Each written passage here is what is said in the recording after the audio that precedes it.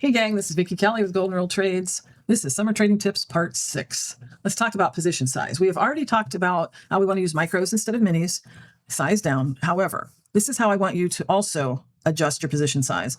I want you to do a position size that is small enough that you can still play, but not enough to get burnt, like when you go to the beach. You want to stay in long enough to enjoy yourself, but not so long that you look like a lobster the next day. What might that look like? Again, trading minis, but even half size if it starts getting choppy. If it gets noisy, make sure that you are only doing enough size that you're still interested, but not so much that if you take a stop out or two or even three, that you're going to chew up your account. This will protect your capital, protect your profits, protect your account so that you can live to trade another day. I understand a lot of people use a percentage basis for their position sizing. There's nothing wrong with that.